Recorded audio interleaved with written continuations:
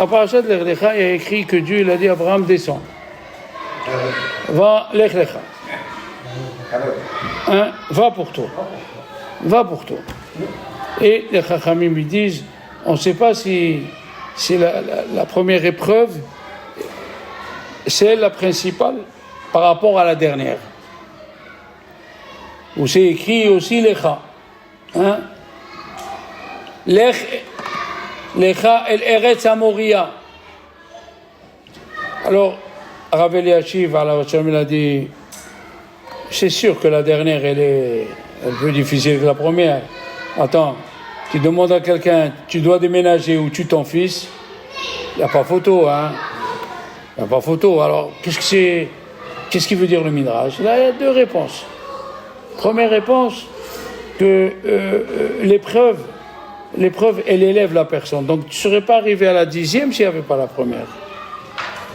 Hein? C'est vrai que la dernière, elle est plus grave que la première. Et puis, nous avons une règle générale, Kol atchalot kashot. Tous les débuts sont durs. Surtout pour venir étudier la Torah. Il a dit Rabbi Meir Israël, Rabbi Israël Meir, le Chavetz Chaim, l'ange il a attaqué Yaakov. Ouais. Pourquoi il n'a pas attaqué Abraham, il n'a pas attaqué Isaac? Parce que Yaakov représente l'étude de la Torah. Titen emet Yaakov. Et étudier, c'est le poison du Malach HaMavet. C'est écrit Vesamtam. Qu'est-ce que c'est Samtam? Sam, c'est une potion pour le Malach HaMavet. Parce que c'est écrit dans la Gemara de Kiddushin, Barati et Tzarara.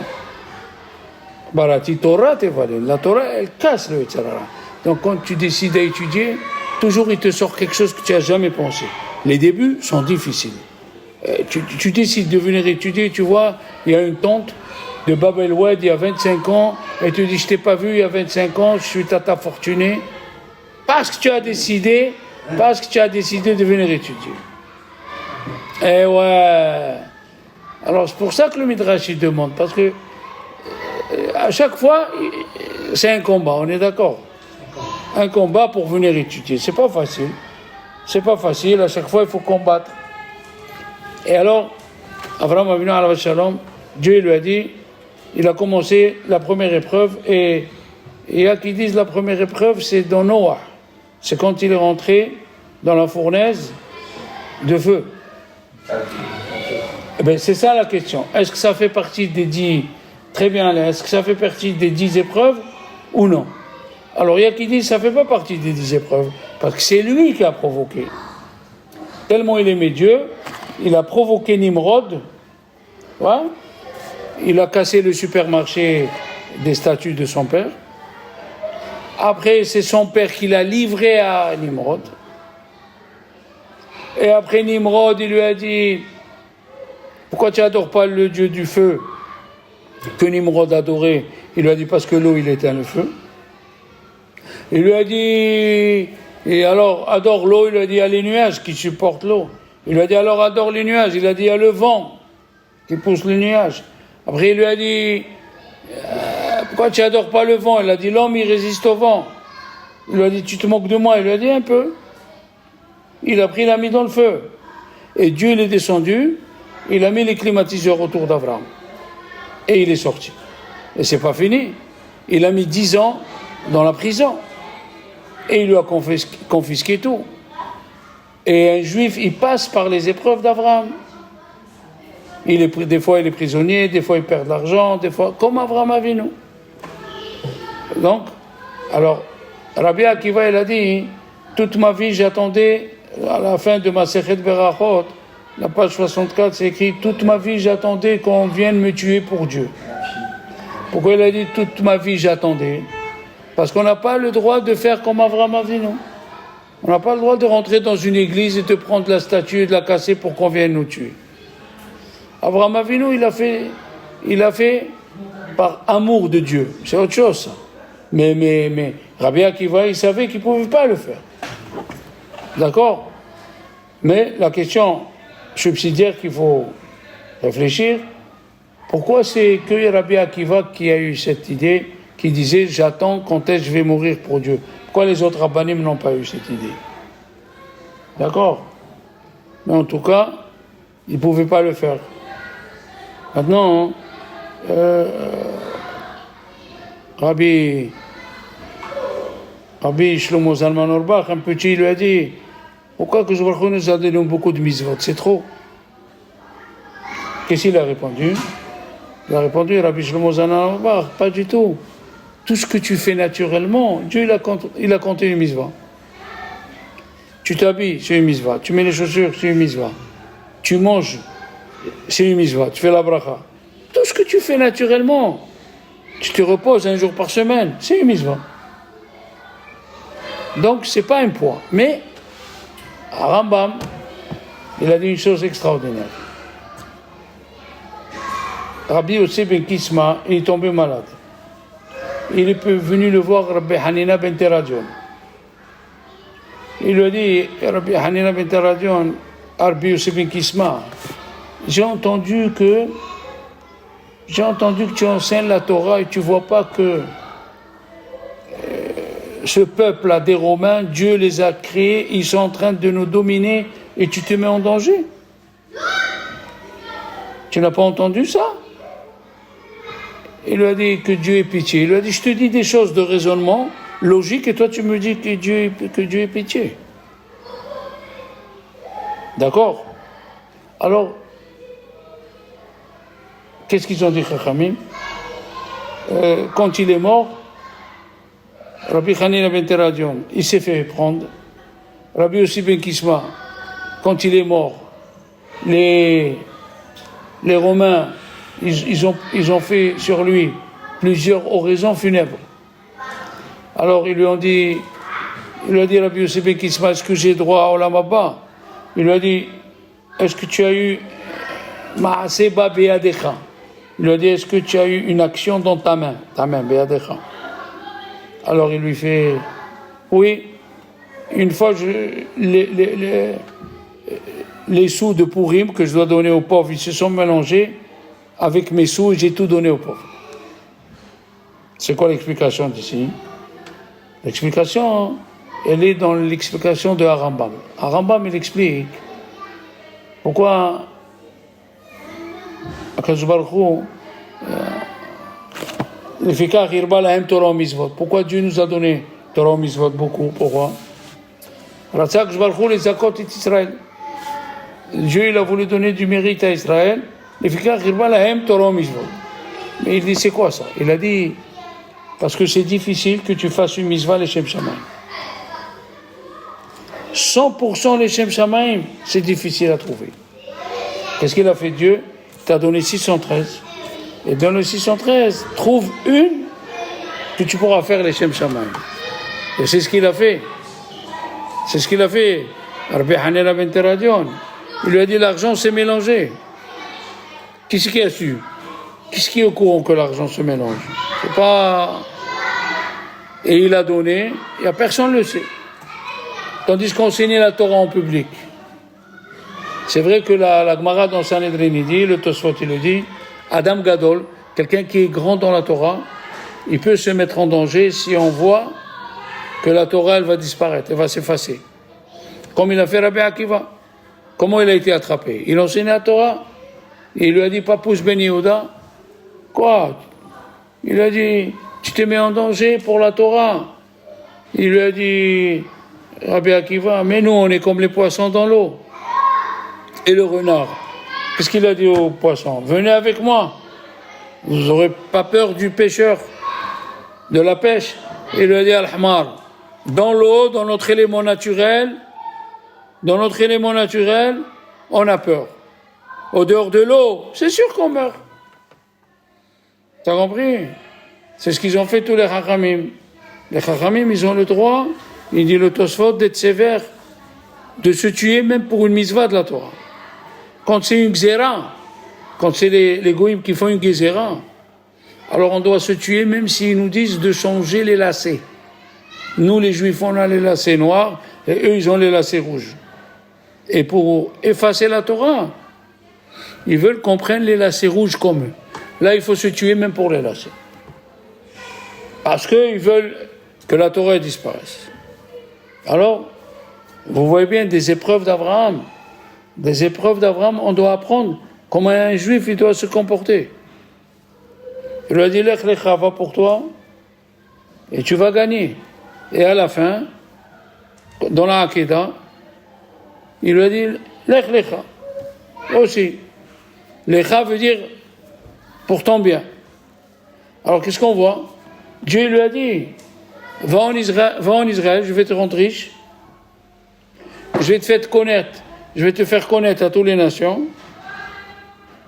j'agrandirai ton nom, je vais te faire connaître à toutes les nations, je vais te rendre riche et je vais te donner des enfants. Qu'est-ce qui se passe? Il est arrivé en Israël, la famine. C'est la première famine qu'il y a eu dans le monde. Hein? D'abord le début de la paracha. Dieu il dit à Abraham, quitte ta terre, quitte l'endroit où tu es né et quitte ta maison. Ça veut dire il lui a fait au fur et à mesure pour que l'épreuve ne soit pas dure. Hein? Il l'a fait par étapes. C'est pas facile. Quand on est venu à la yeshiva, on a quitté notre pays, notre ville, la maison de notre père.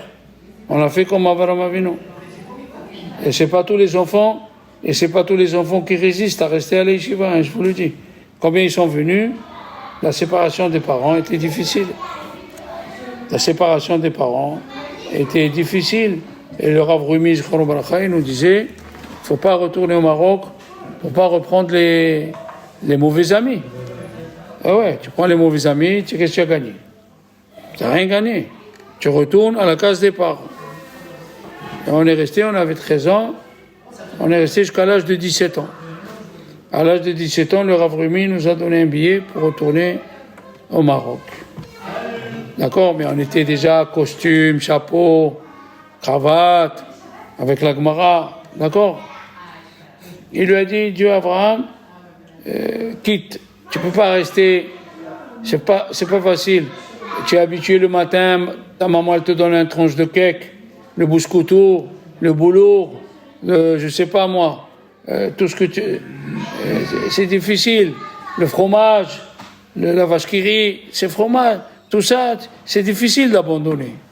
Pour abandonner, pour venir étudier dans des conditions qui sont pas vraiment, pas de vamel à tochal. Il a dit, le Rav Ganiski, le pauvre, il est venu chez Rabbi Akiva, il lui a dit, ma femme vient d'accoucher, j'ai même pas de la paille. Qu'est-ce qu'il a fait, Rabbi Akiva? Il lui a donné la paille, d'accord, Léon?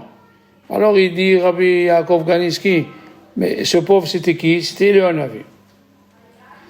Et on sait que Léonavi, jamais il demande quelque chose, il donne plutôt. Comment il a demandé la paille? Il a dit, il lui a donné, parce que dans le Pirkei Avot c'est écrit, tu veux avoir la couronne de la Torah, ve'ala ares tishan, tu dois dormir par terre. Aïe, aïe, aïe. Alors, et le Navi lui a donné. C'est nous qu'on comprend qu'il a pris. Mais en vérité, il lui a donné pour devenir Rabbi Akiva. Rabbi Akiva, son beau-père, il a fait Neder, que sa fille, elle hérite rien du tout. Et après, quand il est venu, il a dit Rabbi Akiva, il a dit Kalba Savo à Rabbi Akiva, si je savais que tu allais devenir, j'aurais pas fait le Neder. Il lui a dit, je vais enlever le Neder. Il lui a dit, voilà, le Neder ici enlevé. Tu savais pas comment que j'allais devenir, alors le Neder il est enlevé. Alors le Tosfot il pose la question, mais on n'enlève pas un Neder sur le futur? Comment il était Rabbi Akiva au moment où il a fait le Neder? Qu'elle va savoir. Pauvre, berger. Comment il lui dit, si tu savais que j'allais devenir, il a dit, oui. Il répond à ce faute une chose extraordinaire qui nous concerne. Tout celui qui étudie la Torah, le derrière, l'habitude de celui qui étudie la Torah, c'est devenir grand. Tu dois devenir grand, c'est pas possible. La Torah, elle te change. Tu apprends des dinim, tu apprends des halachot, tu apprends le monde entier à tes pieds. D'accord? Pourquoi c'est écrit Vaï Ra'av Ba'aretz? Il y a eu la famine en Israël. Pourquoi c'est écrit en Israël? Il a dit Rashi, c'était ça l'épreuve. Qu'est-ce qu'il lui a dit Léon? Qu'est-ce qu'il lui a dit Dieu à Abraham? Veni brechu becha, kol mishpachot adama. Toute la terre sera bénie par toi. Il descend en Israël, là où il y a la famine, et tout autour, il n'y a pas de famine. Ah bah. Quelle épreuve! Qu'est-ce qu'il dit Rashi? Lo hireru ahar middotai. Les avot, ils n'ont jamais mis en cause ce que je leur faisais. Les avot, ils acceptaient tout. Il avait une émouna, une émouna hazaka. De l'âge de 3 ans à l'âge de 40 ans, il a cherché Dieu. Et quand il a trouvé, parce que, à quel âge Dieu lui a parlé? 75 ans. Mais avant 75? Aïe, il disait, Hachem Emet. Et les gens disaient, oui, c'est Hachem, là, oui, tu es fada ou quoi? Tu as des spigouilles dans la tête ou quoi? Des spigao. Tu as des spigao dans la cheveux? Et il continue. Et vas-y. Parce que le mal qu'il a, on dit nous on dit le mal qu'il a ressenti, en vérité, Dieu ne fait pas de mal. Comment elle a dit, on a dit dans le discours, comment elle a dit la sage-femme à Rachel? Ine gam lecha ben. Depuis quand une sage-femme, c'est écrit dans la Torah, qu'est-ce qu'elle dit elle dit, parce que le Satan, il voulait que Rachel, elle regrette. Vous vous rappelez? Rachel dit, mais non. Ah là, il voulait qu'il regrette à chaque fois. Il faisait des épreuves pour dire, tu as donné les signes, ben, tu vas regretter. Au moment où elle a couché, il est venu, Satan lui a dit, allez, qu'est-ce qui est sorti? Il y a eu Yosef. Qu'est-ce qui est sorti? Une fille. Il a dit, voilà, maintenant. Et elle était en danger de mort. Elle allait mourir. Il lui a dit, maintenant, on regrette. Elle est sortie une deuxième fille. Une deuxième fille. Claude, 2 filles. Il lui a dit, ça y est, qu'est-ce que tu dis? Il n'y a plus rien. Après 10 minutes qu'elle a accouché, elle lui dit à la sage-femme, ah, je sens une tête. Il sort la tête, Benjamin. Elle a fait schéma, elle est morte. Rachel Imenu. Rachel Imenu, mevaka albanea. Le mot, il n'y a pas écrit boucha. Elle pleure. Mevaka, elle t'amène les pleurs. Qu'est-ce que c'est mieux, Léon? Mourir une fois ou mourir toutes les minutes? Oui. Quand Dieu il a détruit le temple, ils sont venus, et Léo il est parti voir Moshe Rabbeinu, il est parti voir Avraham Avinu. Il lui a dit, Dieu il a détruit le temple. Il a dit, qu'est-ce qu'ils ont fait? Il a dit, ils ont fait Avodah Zarah. Il a dit, ben c'est bien fait pour eux. Avraham Avinu. Chez Isaac, pareil. Chez Yaakov, pareil. Rachel, elle a dit à Dieu, minute. Qu'est-ce qu'il y a? Tu t'es énervé parce qu'on a fait rentrer la concurrente? Et moi? J'ai pas fait rentrer Léa? J'ai fait rentrer la concurrente. Et pendant 14 ans, qu'est-ce qu'il faisait? Pendant 7 ans, qu'est-ce qu'il faisait Papa Lavan, Racha Merusha? Il était le représentant de la Touma dans la terre. Quand Yaakov il envoyait un cadeau, il a écrit pour ma fiancée Rachel, il effaçait Rachel et marquait Léa. Et Rachel, elle voyait. C'est pas une mort tous les jours, ça? La Akedah, c'est une fois.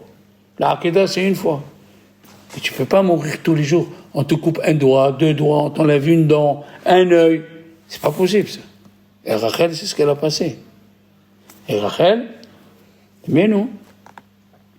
Il lui a dit à Yaakov, à Yosef, ne m'en veux pas que j'ai enterré Rachel au dehors de Me'arat Machpelah. C'est elle qui a voulu. Pourquoi? Parce que quand Dieu a détruit le temple, et les Juifs, ils montaient pour aller en Babylonie, ils se mettaient sur sa tombe et ils pleuraient. Et Rachel leur disait, ne te décourage pas. Ne vous découragez pas. Dans la dernière guerre à Gaza, dans Oferet Yetzuka, il y a Rachel Emino qui est venu diriger par quelle maison ils font passer. Et le Rav Batsri, c'est un Mekoubal. Il a raconté dans YouTube qu'il était à Tel Aviv, il a fait la dracha, il a dit Rachel Emino elle est venue. Et les gens ont commencé à rigoler. Il s'est levé un qui a les cheveux longs avec le coucou, il n'est pas religieux. Il a dit Rabbi, je peux intervenir? Il a dit oui. Il a dit moi, je ne suis pas religieux, mais j'ai vu Rachel Emino. Tout le monde, quoi? Il a dit moi, je commandais 200 soldats et j'ai vu une femme qui nous dirigeait. Il a dit où tu étais? Il a dit nous, on était autour de Rachel Emino, 200 soldats. Vous l'avez vu? On l'a vu. Rabbi Yehuda Aftaya, qui était un kabbaliste, l'élève du Ben Ish Chai, le plus grand élève du Ben Ish Chai. Hein? Il a ramassé un minyan, ils sont partis sur la tombe de Rachel Emino, il a donné un verre à chacun, il leur a dit maintenant vous allez pleurer, remplir le verre. Ils ont pleuré, et là il s'est endormi, il a réveillé les yeux, il a dit voilà. Rachel, elle est venue dans ma tête, elle m'a dit qu'il n'y aura pas. Et sa femme, elle est venue sans lui dire à lui, elle s'est mise à crier. Il lui a dit, son mari, qu'est-ce que tu fais là? Elle lui a dit, j'ai vu Rachel Emino. Elle m'a dit, les Allemands ne vont pas rentrer en RS Israël. Rachel Emino, elle est là. C'est nous qu'on ne voit pas. Elle souffre pour nous. Mevaka Alpanea. Mamash. Et Avram Avinu, hein? D'où on a cette force? D'Avraham Avinu.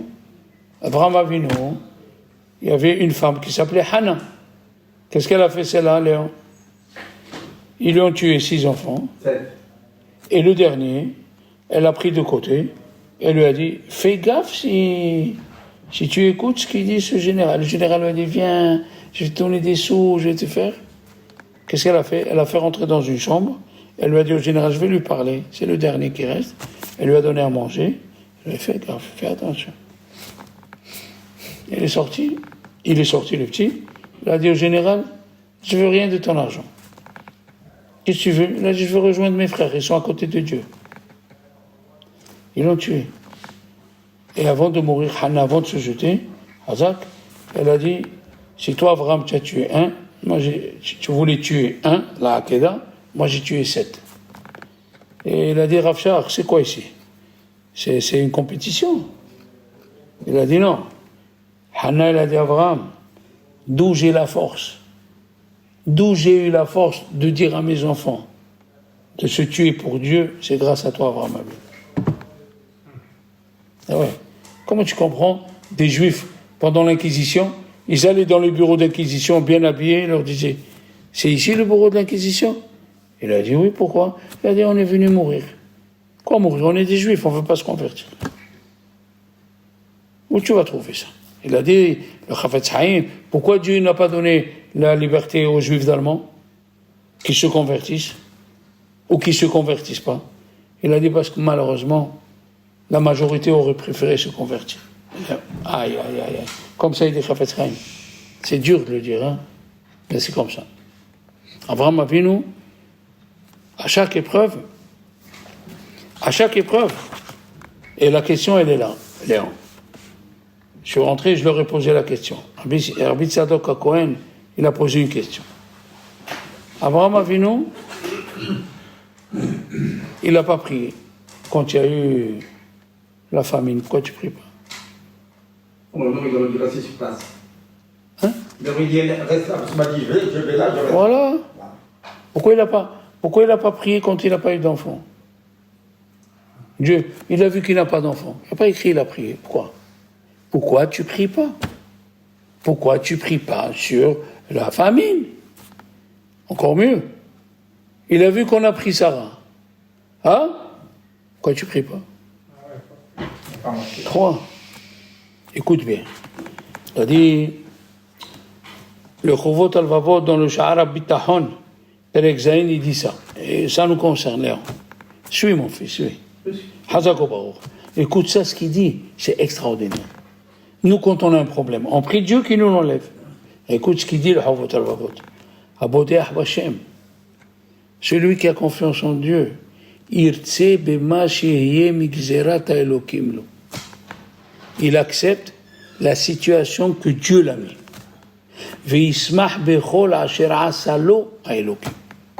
Et il est content de ce que Dieu lui a fait. Soit en danger de mort, soit la vie. Soit la pauvreté, soit la richesse, briout, soit la santé, soit la maladie.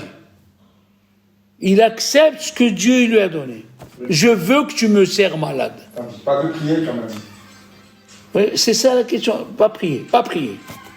Lo irsov, Eh ouais, c'est pas ça. Lo irsov les zoulat ma shebahar lo Elokim. Il n'aspire que à ce que Dieu a choisi pour lui. Ça veut dire, il prie, il fait refa et non, et il voit le sel, c'est toujours le sel, le sucre. Accepte ce que Dieu. Velo irtse, il ne choisira et la macherat salo, ce que Dieu veut. Mashlich nafsho vegufo el dino. Il livre son âme et son corps à ce que Dieu lui a donné. Mais c'est extraordinaire ça. D'accord? Je suis embêté, j'ai ça. Est-ce que Dieu ne sait pas ce que tu as? Est-ce que tu... Bien que c'est une mitzvah minatora, comme tu dis Léon, de prier quand il y a un problème. C'est une mitzvah minatora. Mais, il ne faut pas enlever de la tête ce qu'a dit la Gemara dans Brachot, Dav Samer, Kol man de'avad rahamana letavavi. Tout ce que Dieu veut, voilà. C'est un isayon, c'est une épreuve, mais c'est pas une contradiction. Tu pries et c'est une épreuve, les deux. D'accord? On prie, et qu'est-ce qu'on dit? Celui qui ne sait pas prier, qui est dans un endroit où il y a des animaux sauvages, où il y a des brigands, la Gemara dit, il faut faire une petite prière. Comment est la prière? צורכי עמך ישראל מרובים, דעתן קצרה, ירצו מפניך שתיתן לכל אחד כדי פרסתו, וכל גביעו גביע דמחסורו, והטוב בעיניך עשה, ברוך אתה השם שומע תפילה. Hachem fait de sorte que chaque juif il a la parnassa. Voilà. Et qu'est-ce qu'il dit à la fin? Ve'atov be'enecha assez. Et fais ce que toi tu crois qui est pour mon bien. Si tu vois que la richesse c'est bien pour moi, tu me la donnes. Si tu vois qu'avec la richesse, je veux faire des péchés, ne me la donne pas. C'est ce qu'il a dit Rabbi Ovadia Yosef quand il est venu ici. Il a dit, on dit, Sha'aret tefillah lo nina'alu. Sha'aret dim'a lo nina'alu. Les portes des pleurs, ils ne sont jamais fermés. Alors pourquoi tu as besoin des portes s'ils ne sont jamais fermés? Parce que des fois, tu pleures pour ton mal. Tu joues Hachem, je veux gagner un loto. Hachem, et tu ne sais pas que le loto, et Dieu y voit que tu vas faire du mal avec. Vous connaissez le juif qui a acheté la Ferrari? Il a gagné un loto, il a acheté la Ferrari. Il est parti vite. Il a pris pour aller à Monaco, et dans la route, il était à 280, il est passé sous un semi-remorque. La police est venue, il est sorti, ma voiture, ma Lamborghini. Alors il lui a dit, le policier, mais il y a des choses plus importantes dans la vie. Vous avez perdu votre main. Il regarde, ma Rolex. Moi. Des fois tu pries, c'est pas bien ce que tu pries. D'accord? Ok? Qu'est-ce qu'ils ont dit à Akash Baruch Hu? Pourquoi Akash Baruch Hu, qu'est-ce qu'il a fait? Il veut que tu lui parles. Qu'est-ce qu'il a dit au serpent? Tu auras de quoi manger toute ta vie. Pourquoi? Je veux pas que tu viennes me voir. Et qui c'est qui était dans la situation du serpent extraordinaire? Je suis comme vous, je l'ai appris cette année. L'Égypte. L'Égypte, Dieu leur a donné le Nil. Ils ont l'eau toute l'année. Ils n'ont pas de pluie. Je ne veux pas que vous venez prier. Vous êtes un peuple tamé. Vous êtes un peuple impur, plein de magie. Je ne veux pas vous voir. Hein? Maintenant, regarde de l'autre côté. Quand Abraham il a dit à l'autre, ou tu vas à droite, je vais à gauche, et si tu vas à gauche, je vais à droite. Pourquoi? Qu'est-ce qui se passe? Ils ont dit, les Chachamim, il y avait une épreuve terrible. Qu'est-ce qu'il a dit Dieu à Abraham? Je te donnerai la terre. Oui? Haares, Ashater Olech, la terre que tu marches, Lecha etenena, je te la donne. Mais qu'est-ce qu'on a lu ce matin? Ve'akenaani asba'aretz. Et le Kenaani était en Eretz Israël. Qu'est-ce que ça veut dire? C'est pas le moment que je vais te le donner. C'est comme tu dis à quelqu'un, écoute, Léon, toi, je vais faire des affaires, et tu as confiance en moi, je suis un grand homme d'affaires, et dès que je fais des affaires, je te donne 100 000 euros. Est-ce que tu peux aller faire des crédits? Est-ce que tu peux aller acheter une maison sur cette parole-là? Qu'est-ce qu'ils ont fait? Lot et ses bergers, ils allaient manger dans les terrains des autres. Ils disaient aux autres, qu'est-ce que vous faites là? Les autres lui disaient, qu'est-ce que tu fais là? Il a dit, Dieu, il va donner la terre à Abraham, et c'est moi son héritier, il n'a pas d'enfant, c'est moi son neveu. Qu'est-ce qu'il lui a dit à Abraham? On se sépare. Pourquoi? Écoutez bien, c'est extraordinaire ce que je veux dire. La figure d'Abraham et la figure de Lot, ils étaient pareils. C'est Yitzhak qui a demandé, c'est Abraham qui a demandé la vieillesse, plus tard. Mais jusqu'ici, les visages se ressemblaient. Alors quand on voyait Lot avec ses bergers dans les terrains des autres, qu'est-ce qu'on disait? C'est Abraham. On dit que Abraham Yitzhak, c'est le même visage. Aussi, Abraham Yitzhak, tu as raison. Mais même l'autre, il ressemblait à Abraham. Alors il lui a dit, tu vas à droite ou tu vas à gauche? Qu'est-ce qu'il a choisi l'autre? Regardez, un bon élève. Il a choisi, c'est donc Va'amaro, qu'est-ce qui s'est écrit? Qui coula mashke. Elle était pleine d'eau. Qu'est-ce que c'est, elle était pleine d'eau? Il a dit le Hatam Sofer. Avraham Avinu, il a choisi d'aller dans le désert. Pourquoi dans le désert, Alain? Pour prier tous les jours pour la pluie. Qu'il ait une relation avec Dieu. Qu'est-ce qu'il a fait l'autre? Il a choisi, c'est donc Va'amora où il y avait de l'eau, pour pas prier à Dieu. Tu t'imagines alors? Tu t'imagines où les choses s'en vont? Des fois, Dieu te met dans une situation pour que tu le pries. Tu lui pries. C'est parce qu'il t'aime. Qu'est-ce qu'il a dit Rabbi Shimon Bar Yochai?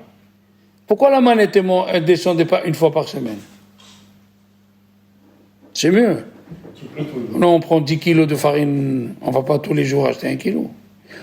Il a dit, Dieu, moi je vous aime, je veux que tous les jours vous priez que demain il y ait la manne. Comme ça, il a dit Rabbi Shimon Bar Yochai. Vous savez que c'est arrivé à Napoléon. Napoléon, il donnait le budget à son fils qui était le roi d'Italie pour 6 mois. Il ne le voyait pas. Qu'est-ce qu'il a fait Napoléon? Il a dit, vous lui donnez qu'une fois par mois. Comme ça, il vient me voir. Regarde-moi ça. Qu'est-ce qu'on fait à nos petits-enfants? Viens nous voir, j'ai un cadeau. Sinon, les petits-enfants, ils sont occupés, au revoir. Avraham Avinu, c'était le père de la Tfila. C'est le père de la Emouna. Emouna Hazaka, dans toutes les situations. Hein? C'est extraordinaire. Donc, l'épreuve d'Abraham, c'était pas n'importe quelle épreuve. Mamash, qu'est-ce que c'est le Monisayon, les enfants? Qu'est-ce que c'est le Monès? Nes, c'est un miracle, mais c'est un drapeau aussi, c'est un étendard. Où tu mets l'étendard, en bas ou en haut? Hein? Hazak. Donc quand tu as un Nisayon, le Nisayon, il vient t'élever. Il vient montrer au monde qui tu es. Tu as compris? Le Nisayon, il vient montrer au monde qui tu es. Quelle grande personne tu es. C'est extraordinaire. Donc chacun qui a ses épreuves, on doit apprendre d'Avraham Avinu. Pourquoi Dieu n'a pas commencé la Torah par Shem? Shem, c'était un tzaddik. Il connaissait, Shem et Mephorech connaissait tout. Shem, il était chez lui, à la maison. Avraham Avinu, il allait de ville en ville. Vaikra Beshem Hashem. Qu'est-ce que c'est Vaikra Beshem Hashem? Il allait de ville en ville. De village en village, il leur met des preuves qu'il n'y a que Dieu, que le reste c'est Sheker. D'accord? Alors, on répète ce qu'on a dit la dernière fois. Si quelqu'un se demande au passé, pourquoi j'ai épousé cette femme? Pourquoi j'ai eu ça? Lama c'est Gemataria Emouna, 101.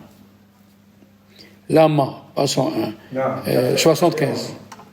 Avec Aleph, même Elamed 70, et 75. Ça fait Emouna. Et si tu dis Maïe, le futur c'est Bitahan. C'est 101. Comme ça il dit, Rabbi Elimelech Biderman, Shalita. Il a dit, Avraham Avinu, il ne s'est pas découragé. Yehush, le mot découragé, Yehush, c'est 316. Il a pris Eliezer pour aller combattre les 5 rois, Eliezer, 317. Il a surmonté le Yehush. Pourquoi il est parti faire la guerre? Parce que Lot, il ressemble à Abraham. Et qu'est-ce qu'il disait Nimrod? J'ai pris Abraham, c'est moi toujours le Dieu du feu. Il est parti, il l'a sauvé, pour pas qu'on dise que le Dieu d'Abraham, il était faux. Tu te rends compte? Le soir de Pessah, il est parti. Tu sais combien il y avait de militaires, et dit l'Agmara? 2 200 000 militaires. Et Abraham, il n'a pas eu peur. La question maintenant, elle est, Léon. Pourquoi à Purim, on a jeûné, et à Hanouka, on est parti combattre? Il demande la question à Rabbi Hana Wasserman. Ah, c'est donc Va'amora. Avraham, il a prié. Pour aller sauver Lot, il a fait la guerre. Quand est-ce qu'on fait la guerre? Quand est-ce qu'on prie? C'est-à-dire, Rabbi Hana Wasserman, une chose extraordinaire.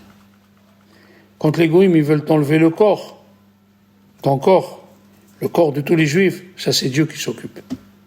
Quand les goïms, ils veulent t'enlever la spiritualité, c'est dans ta main. C'est ton épreuve. Il faut lutter, même mourir. À Hanouka, les Grecs, ils ont voulu nous enlever la spiritualité. Les 5 rois, parmi eux, il y avait Nimrod. Ils voulaient enlever la spiritualité d'Abraham. Il faut aller combattre. À Purim, ils étaient contre notre corps. Ça, c'est Dieu.